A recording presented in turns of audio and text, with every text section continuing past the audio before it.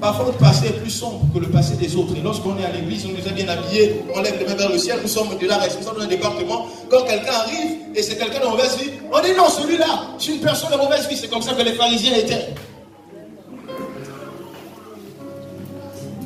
Donc pourquoi tu marches avec les gens de mauvaise vie? On dit ça à Jésus. Pourquoi tu vas manger chez les gens de mauvaise vie? Ils ne méritent pas ton attention. Ils ne méritent pas ton pardon. Les gens qui disent que ce sont des païens. Il ne faut pas aller vers eux. Mais comment tu vas les amener à Christ si tu ne vas pas vers eux? Cette fille s'habille mal, elle boit de l'alcool. Est-ce que tu sais pourquoi elle est dans cette situation? Parfois, lorsque vous parlez avec les gens, vous vous rendez compte que ce qu'ils font, ceux qui sont devenus, dans le fond, ce n'est pas qu'ils sont mauvais, mais ce sont des circonstances très tristes qui les ont conduits sur ce chemin. C'est parce que Dieu te fait miséricorde tous les jours que quel que soit le nombre de fois que ton frère t'offense, toi tu dois lui accorder miséricorde. Et en accordant miséricorde à ton prochain, tu permets encore à Dieu, tu donnes à Dieu la force de t'accorder à nouveau miséricorde. Mais l'église aujourd'hui est remplie de personnes qui refusent d'accorder la miséricorde. Nous gardons rancune. C'est le chemin de la sorcellerie. Merci.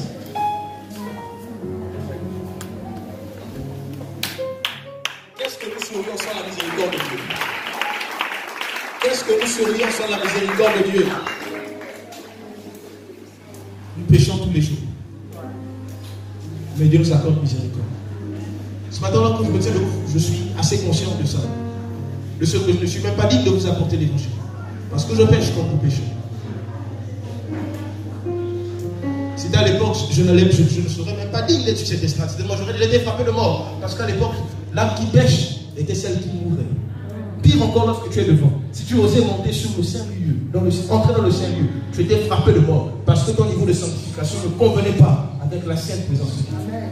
Et nous pouvons parfois, on est insulté, on est fâché, on dit on monte une estrade. Alléluia. Amen. Levons-nous maintenant le Seigneur, alors que dans ton cœur tu es rempli de haine, de colère. Il y a des gens qui sont dans la salle, pendant que tu es là devant, tout de suite ton visage change. Ta prédication change. Et ta prédication est maintenant brûler les comptes avec les gens qui sont dans la salle. Ce n'est pas ce genre de message que Jésus est venu prêcher. Jésus est venu accorder la miséricorde. Jésus est venu accorder la miséricorde. Et tu dois accorder miséricorde. Tu as été justifié.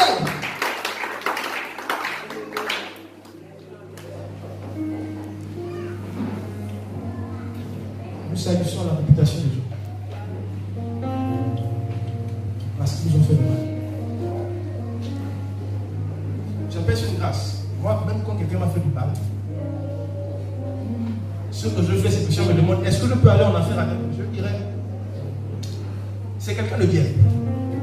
Prie le Seigneur, il va te demander. Si la personne va salir ma réputation, gloire à Dieu, que Dieu te bénisse. Je ne suis pas parfait, je suis un homme, donc je commets aussi des erreurs. Mais commence à dire, assis-toi là. C'est ce qu'il m'a fait. Mais même parfois, pendant que tu es en train de parler, de sa vie passée, parfois il a déjà changé, parfois il s'est repenti, parce que tu ne connais pas ce qui s'est passé dans son intimité avec Dieu. Alors que Dieu l'a déjà justifié. Toi, tu es en train de condamner quelqu'un de Christ a déjà justifié. Et ça, c'est la sorcellerie. Alors qu'au départ, tu avais raison. Tu rentres dans le chemin de la sorcellerie. Vous êtes pour calomnier les gens, raconter du mal sur les gens. C'est la sorcellerie. Parce qu'à cause de votre bouche, les portes qui seront fermées à l'autre à cause de votre bouche. Au lieu que ta bouche puisse ouvrir les portes aux gens, faire des éloges sur les gens que tu connais. Ta bouche sert à les calomnier. Ça me fait que tu vas te marier.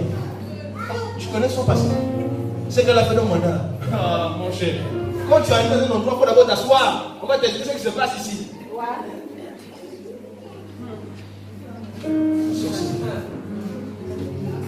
Si Dieu s'appuyait sur notre passé, personne ne serait libre de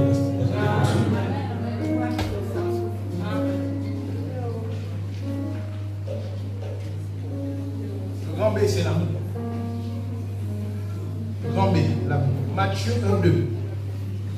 Partir du verset 36.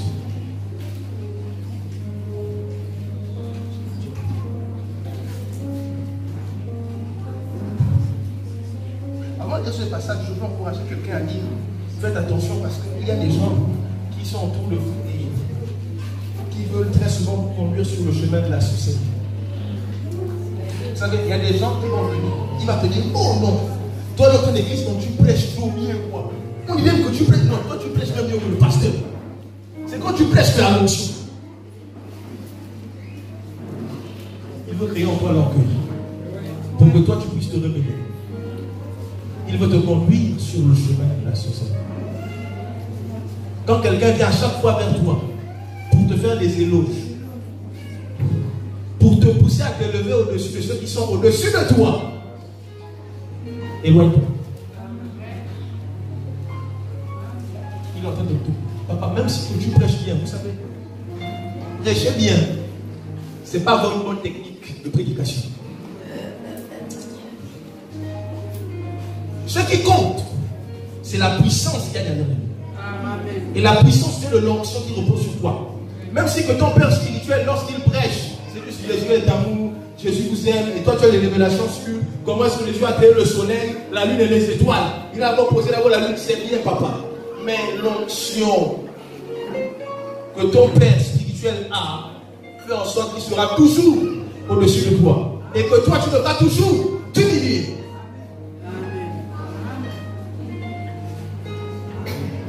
Je sens déjà mieux que tout le monde ici. Je sens déjà mieux que tout le monde ici. C'est la sorcière.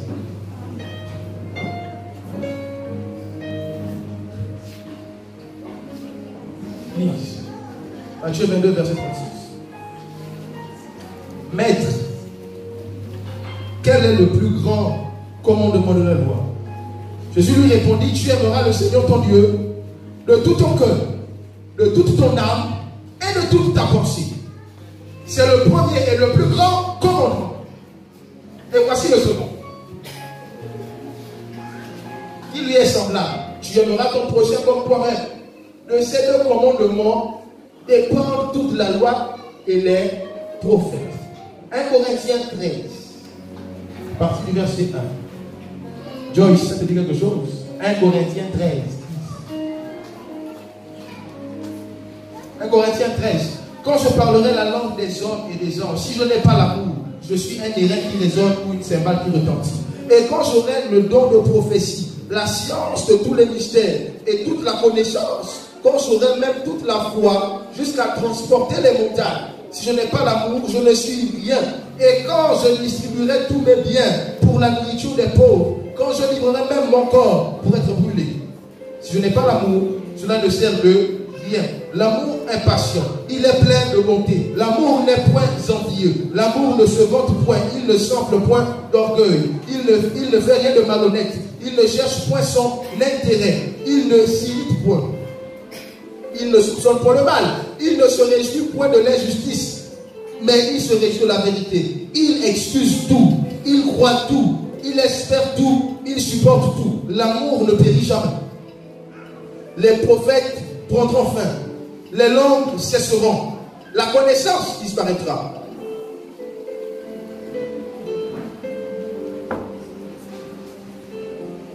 Ce matin, je vais dire à quelqu'un que le remède face à la sorcellerie, c'est l'amour. La seule chose qui peut mettre fin à la sorcellerie dans le cœur d'un homme, c'est l'amour. Si dans le cœur d'un homme, l'amour pour son frère s'était mis au-dessus de la haine, il ne l'aurait pas tué.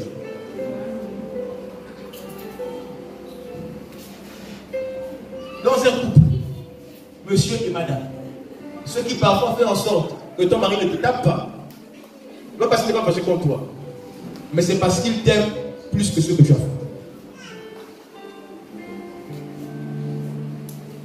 Nous sommes en famille, en frères et sœurs, et parfois on s'énerve mutuellement, on s'énerve.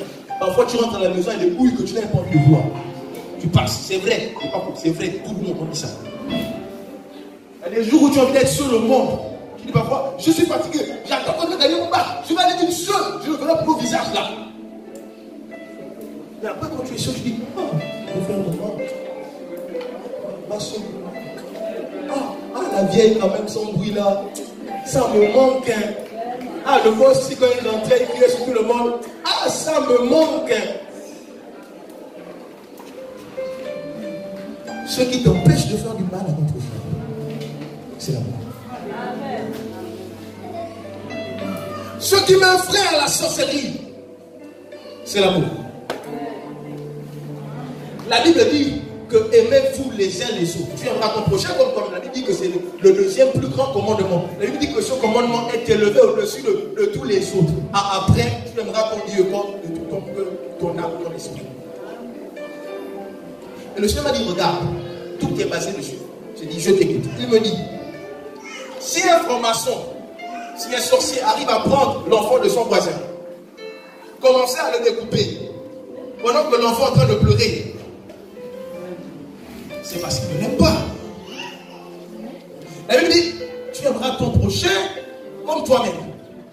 Ça veut dire que si tu aimes ton prochain comme toi-même, de la même manière que tu vas prendre le couteau pour te découper, tu ne pourras pas découper ton prochain. Ça veut dire que quand tu veux bloquer la promotion de ton subalterne, quand tu es en réunion, toi, la pensée qui viendra, c'est aime ton prochain comme toi-même. Et tu te dis, s'il était à la place de mon subalterne, est-ce que je ne serais pas heureux qu'en fin d'année, je me retrouve lutter dans une nouvelle direction avec une promotion? Je serais ici, je serais content. Et comme tu aimes ton prochain comme toi-même, tu vas dire, chef, on monte, on descend. On ne sort pas d'ici si le gars n'a pas la promotion. Ce qui t'amène à avoir la compassion pour les gens qui souffrent, c'est parce que lorsque tu vois quelqu'un qui souffre, tu te vois à sa place. Ce qui te pousse à donner de l'argent à celui qui est dans le besoin, c'est parce que tu te dis, ce frère n'a plus de pantalon, il n'a plus de chaussures.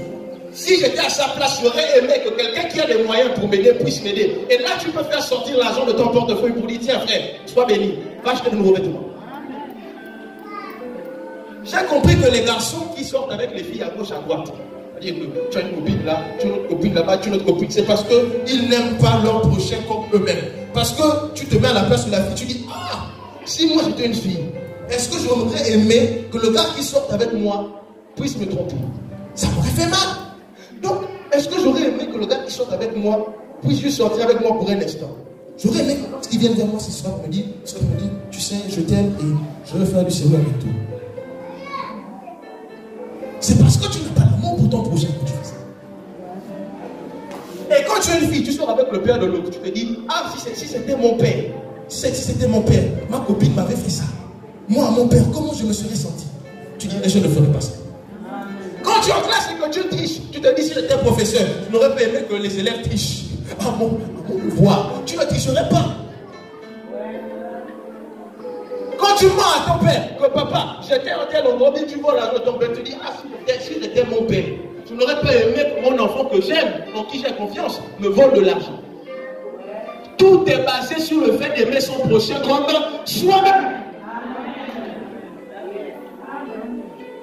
Même quand tu pries, tu te dis, oh non, il y a une fois qui te dit, prie un peu pour Blondin. Tu dis, ah pardon, ça casse les puis tu dis, si j'étais à la place de Blondin, j'aurais aimé que Gériel prie pour moi.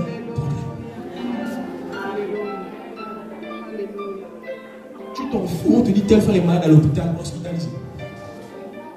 Tu sais que tu as le temps d'être. Plié et bras croisés, tu suis ta télévision. On dit, on va aller prier pour le frère, je n'ai pas le temps. Tu te dis, si j'étais à sa place, j'aurais aimé que des gens viennent à l'hôpital pour me voir. Même si qu'ils ne me donnent pas de l'argent. Vous savez, le simple fait de venir voir quelqu'un quand il est malade, ça touche. Et si tu aimais ton prochain comme toi-même, tu n'hésiterais pas à aller voir un malade pour aller prier avec lui, pour le soutenir. Et même quand tu as un oncle comme le mien qui habite on appelle ça comment encore? À Bakumba. Genre vers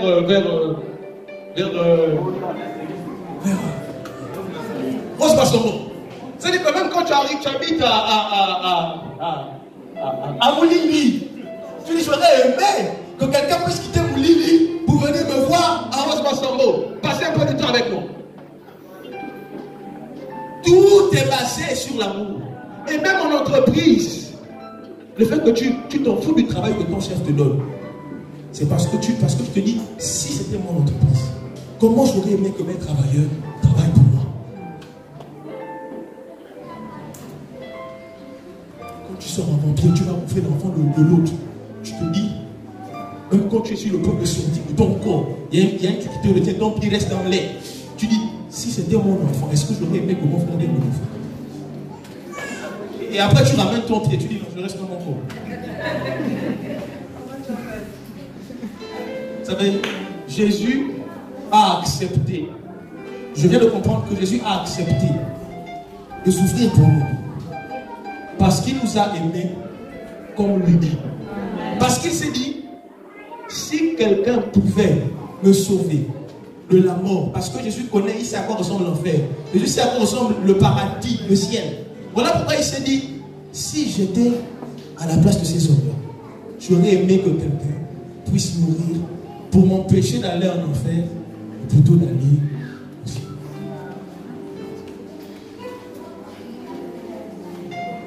Tu aimeras ton prochain comme toi. C'est cela la maladie de l'église. Et parce qu'on n'aime pas notre prochain comme nous-mêmes, voilà pourquoi on se fait des gros pieds. Voilà pourquoi la sorcellerie entre. Elle s'y assise. Le remède contre la sorcellerie dans ces derniers temps, c'est l'amour. C'est l'amour. C'est tout, c'est l'amour. C'est l'amour. L'amour. Je vais énoncer quelques points. Vous savez, lorsque quelqu'un passe son bac, lorsque quelqu'un passe son examen, il n'a pas besoin qu'on lui dise, bon écoute, aujourd'hui tu bosses les maths à telle heure, tu bosses la physique à telle heure. On oblige souvent les bacheliers à faire ça. Tu vas me dire, tu es malheureux, mais mange quand même. Non, je dois travailler. Quoi? Non, non. Pourquoi? Parce que tu veux ton examen. Ton baccalauréat. Des fois, je me souviens, on travaillait, c'est-à-dire que tu travailles jusqu'à 15-16 heures, après tu rentres à la maison, quand tu arrives, tu manges à peine, tu dors pour quelques heures. 20 heures, tu sors, tu retournes à l'école. Quand tu arrives à l'école, tu travailles avec les autres jusqu'à minuit, 1 heure, 2 heures, 3 heures du matin, presque 4 heures, vous dormez. 8 heures, vous êtes déjà debout, vous roulez encore. Parce que tu sais que, le bac là, je dois. Est-ce que vous voyez comment nous-mêmes, on se bat pour avoir cet examen? Comment nous-mêmes, on souffre, on se torture pour avoir cet examen? J'ai compris que si nous sommes encore qui nous sommes aujourd'hui, ça veut dire que si tu mens encore, si tu as encore des problèmes avec le mensonge, si tu as encore des problèmes avec le fait de vivre dans la justice, c'est de ta faute.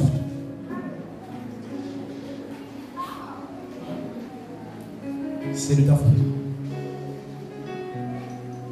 Parce que moi, quand je lis la Bible, je me rends compte qu'il y a des gens comme Saul de Tarse qui étaient assassins.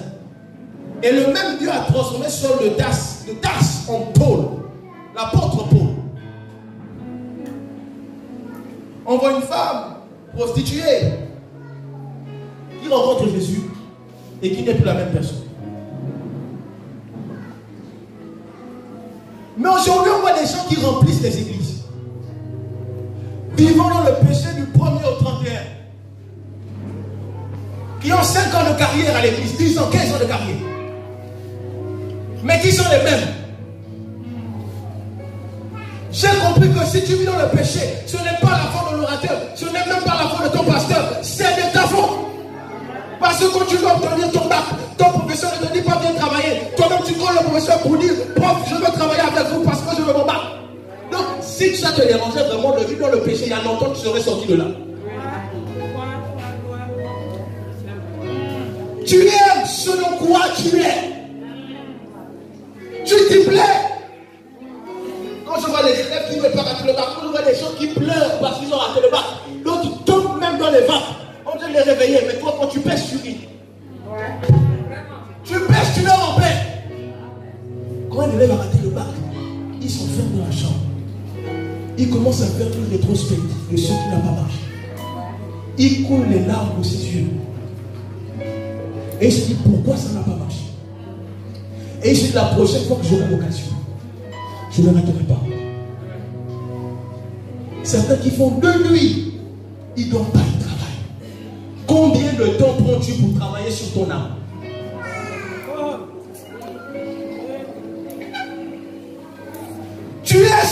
tu es parce que tu le veux. Parce que moi, le Dieu que je prie, je sais que ce lieu-là, lorsque tu viens à l'église avec tes chaînes, viens à l'église avec tes addictions, viens avec la drogue à l'église, viens au fumer dans ton chambre, viens avec la prostitution. Mais quand tu viendras dans l'hôtel, ces addictions vont rester là. Moi, je sais que le Dieu que je prie est capable de guérir. Donc, si tu es encore malade jusqu'aujourd'hui, c'est de ta faute. Parce que moi, je sais que Jésus n'a jamais échoué partout où il est passé. Ça a été 100% le résultat. Tu es ce que tu es. C'est de ta faute, tu n'es pas la faute de quelqu'un d'autre. Réveille-toi, tu sortiras de là. Je sais que l'église, c'est l'endroit où lorsque tu rentres en étant quelqu'un de bizarre. Mais lorsque tu viens devant l'autel, parce que tu ne viens pas pour ton voisin, pour regarder ses amis, mais tu viens pour Jésus. Jésus te transforme. Voilà pourquoi l'église est devenue un repère de sorciers. Parce que les gens viennent avec la sorcellerie et restent avec la sorcellerie. Parce que les gens rentrent avec la sorcellerie et restent avec la sorcellerie. Je suis dérangé parce que certains d'entre nous, nous avons mis le processus de conversion sur pause. Tu es rentré, tu as dit je vais me donner au Seigneur. Je tiens d'essayer de me convertir. Tu as commencé à faire certains pas et après tu as mis pause. Ouais. Pendant que les autres avancent sur la sainteté, toi tu as mis pause. Tu es là. On a dit augmente ton niveau de certification. Cale en l'air. Tu as soulevé hein, le clic. La voiture est là. Les autres avancent.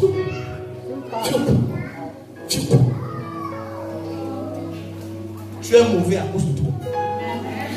Tu vis dans l'impudicité parce que tu aimes ça. C'est à cause de toi. Tu trompes ta femme parce que tu aimes ça. Tu mens parce que tu aimes ça. Tu critiques parce que tu aimes ça. Il y a un moment donné où tu dois dire. La même manière que quelqu'un qui veut le battre dit je veux le battre. Non, je le battre. Tu vas venir, tu vas dire Seigneur, on monte, on descend. Je viens devant le terre. Parce que je veux que cela reste là.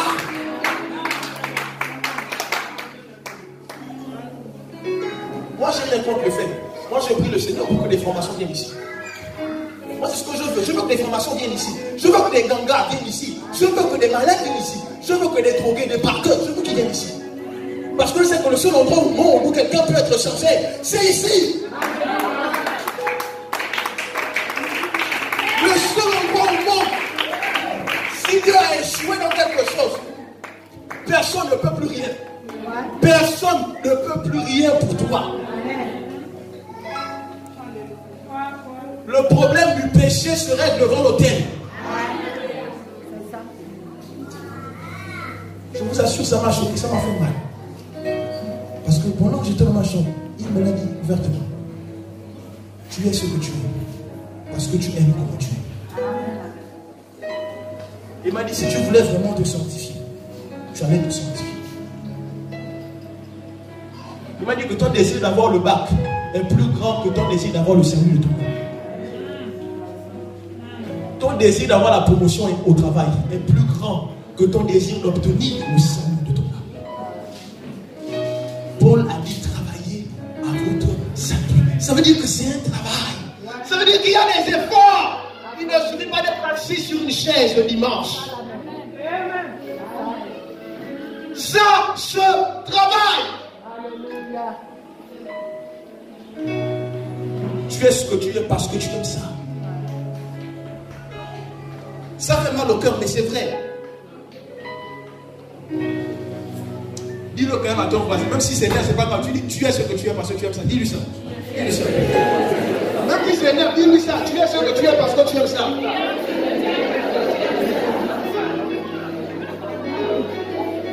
Être possédé, c'est un choix. Est-ce que vous le savez?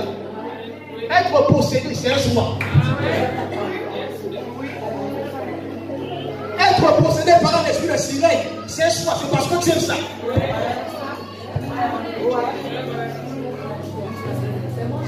Tes enfants malades tout le temps, c'est parce que tu aimes ça. La mort dans ta famille qui ne s'arrête pas, c'est parce que tu aimes ça. Quand tu n'aimes pas quelque chose, tu te bats pour te débarrasser de ça.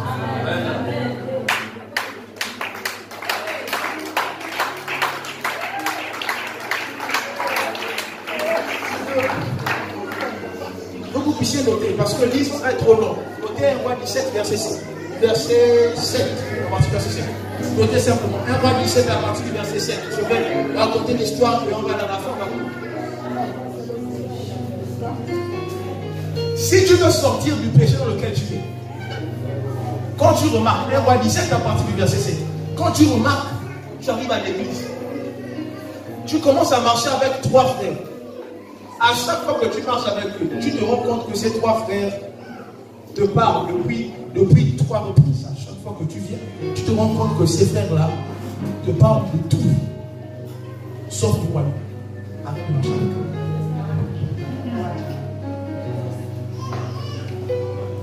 Si tu veux aller plus loin, tu dois apprendre dans l'église à marcher avec des gens qui physiquement ne te plaisent pas, qui ne sont pas riches,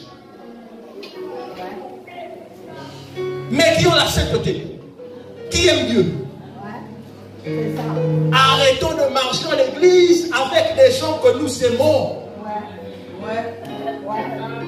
Il y a des gens, tu les vois, ils marchent dans la droite. Ah, les sœurs restent toujours ensemble. Non, ce sont 3 grandes destructrices dans l'église. Et quand toi tu rentres, cet esprit de destruction te sera communiqué. Attendez, comment je suis à l'école? Je parle avec mes collègues de classe à l'école. Mais comment se fait que lorsqu'on sort de l'église, quand on sort, ah, comment tu vois vraiment l'histoire là? Mais même pas non, tu sais, la dernière fois j'ai prié que le Seigneur m'a dit des choses sur la nation gabonaise. Tu vois des groupes comme ça, c'est comme. Parce qu'il y avait des gens comme ça, j'ai souvent été gêné d'être mieux sur cette personne. Parce que je me suis dit, si je commence à parler des choses du royaume, il risque d'être dérangé. Ça vous arrive jamais. Les chrétiens, quand vous commencez à parler des choses d'en haut, ils sont là comme du genre, ils n'ont pas de réponse. Et dès que tu vas commencer à parler de, oh, tu as pu qu'il y a dit, oh, mais papa, non, connaît. Oh, il est reparti au Maroc hier. J'ai mon frère. Bizarrement, depuis que le papa est tombé, maintenant, tout le monde est parent qui a la présidence. Je ne sais pas si vous avez remarqué. On parle de tout sauf des choses du royaume. Papa, débarrasse-toi d'eux. Débarrasse-toi. Quand je suis venu une fois pour parler des choses qui ne concernent pas le royaume, je suis venu une deuxième fois, une troisième fois. Je ne reviendrai plus. Parce que vous allez m'empêcher d'aller plus loin. Quand tu vas aller plus loin, alors que tu es un poussin, reste avec les aigles.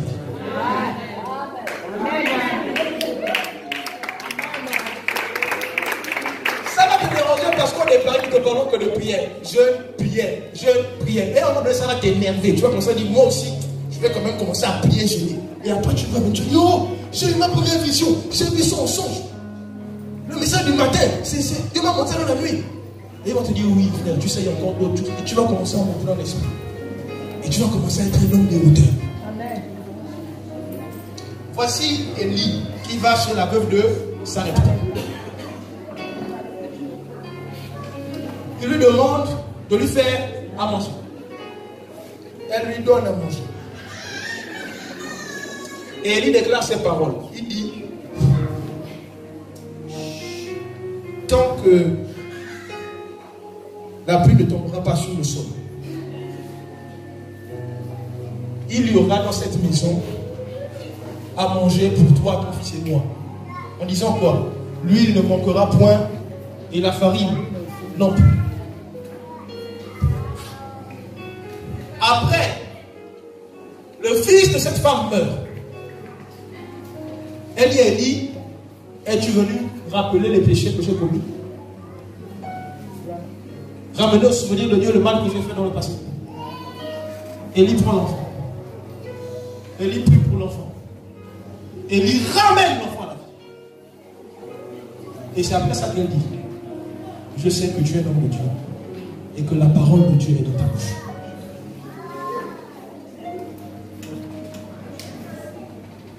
Si tu es un enfant de Dieu, les endroits où tu arrives, il doit y avoir une modification. Ta présence dans un endroit doit modifier les choses. S'il y avait la mort, parce que tu es là, la mort doit s'arrêter. Élie est arrivé, il a dit, et il n'a pas commencé à faire une prière de 5 heures, il a seulement dit, je déclare, il ne manquera pas d'huile, il ne manquera pas de farine dans cette maison. Elle avait peut-être peur, mais elle s'est rendue compte que le lendemain, il y avait encore l'huile, il y avait encore la farine. Après, il y avait encore l'huile, il y avait encore la farine. Quand son enfant meurt, il ne panique pas. Il prend l'enfant, il l'amène. Et quand il ressort de la chambre, Il dit, tiens ton enfant. Elle dit, la parole de Dieu est dans ta bouche. Jésus dit à Pierre, vous aussi, vous ne partez pas. Et Pierre dit à Jésus, à qui venons? C'est toi qui as les paroles de la vie. Il y a des personnes qui, lorsqu'elles ouvrent leur bouche, alléluia, le ciel s'arrête devant tout. Tout le monde écoute. Et Dieu envoie l'exaucement. Pourquoi ne sommes-nous pas tous capables de faire la même chose? Elle dit à Élie, je reconnais que la parole de Dieu est dans ta bouche. Pourquoi? Parce qu'elle se souvient. Ce qu'elle sait, c'est que lorsque Dieu dit une chose, ça a compris. Mais combien parmi nous, nous disons des choses qui n'ont pas d'effet? La Bible parle d'enfants illégitimes et de fils. Ça veut dire qu'en réalité, pour arriver au niveau d'Élie, là où la parole de Dieu, on ne dit pas la parole d'un homme. Cette bouche, cette femme qu'on a regardé Élie, elle a dit, non, toi là, c'est la parole de Dieu, c'est même plus tes mots, c'est la parole de Dieu dans ta bouche. Parce que Dieu, quand il dit la chose, fait quoi? Elle arrive. Quand il ordonne la chose, quoi? C'est existe. Et cela s'est produit avec Élie. Élie a déclaré, l'huile et la farine n'ont pas manqué. La famine s'est arrêtée. Et lorsqu'il a appelé la vie dans le corps de cet enfant,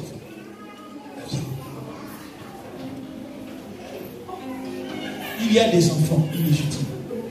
Ça veut dire que quand tu es enfant illégitime, il y a des choses qu'on peut te donner. Mais un fils, quand il dit, ça s'exécute. Voici pourquoi Jésus est le Fils de Dieu. Et si Jésus est le Fils de Dieu, nous sommes co-héritiers, nous sommes les frères de Jésus. Ce qui veut dire que nous sommes appelés à être des fils. Ça veut dire que la parole de notre Père Dieu doit demeurer où? Dans notre bouche. D'où vient le fait que lorsque tu déclares, les choses ne se réalisent pas? C'est parce que tu ne travailles pas à devenir un fils. Tu dois aspirer à ce que lorsque tu parles, la nature obéisse. Amen. Je déclare ce matin que c'est possible. C'est possible. Je peux ordonner à la pluie de s'arrêter. La pluie va s'arrêter. Tu peux le faire. Mais tu dois travailler à cela. Augmente ton niveau de sanctification. De la même manière qu'un élève prête en maths, le gars il bosse plus, il fait des nuits sans dormir. Papa, tu dois chercher Dieu. Tu dois prier. Tu dois être sur la montagne en train de le chercher. Travail spirituel, l'église ou pas travail spirituel, tu le cherches, tu le fouilles. Parce que ton objectif, quand tu dis moi, avant la fin de 2019, il faut que lorsque je parle, les choses se passent. Tu y arrives. Nous serons des spectateurs, on va te regarder, on va dire frère, il y a la pluie, faut arrêter. Au nom de Jésus, arrête. Ah, vraiment, c'est bien de marcher avec toi. Les gens qui ont marché avec toi, pourquoi? Parce que tu as l'onction des vies. Parce que tu as l'onction de Christ. Ce matin, je voudrais nous faire comprendre que si toutes ces choses, si la parole de Dieu ne réside pas dans nos bouches, c'est parce que la sorcellerie a rempli nos cœurs.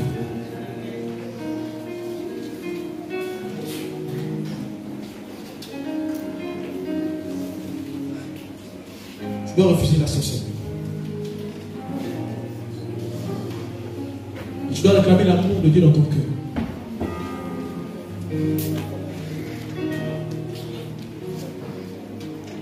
Ce matin, je m'adresse à toutes les personnes qui ont des addictions. Addiction, c'est-à-dire que tu fais une chose, que tu le veuilles ou pas, tu fais. Tu sais que c'est mauvais, tu fais. J'ai une bonne nouvelle à t'annoncer. Le Dieu d'Abraham, d'Isaac et de Jacob est le même. Ce Dieu vit hors du temps. Il n'a pas changé. Et je veux déclarer encore ce matin comme parole que tes addictions ne sont pas plus grandes que la puissance de Dieu. Quelqu'un lève sa voix ce matin. Je t'ai reconnu dans un point certainement.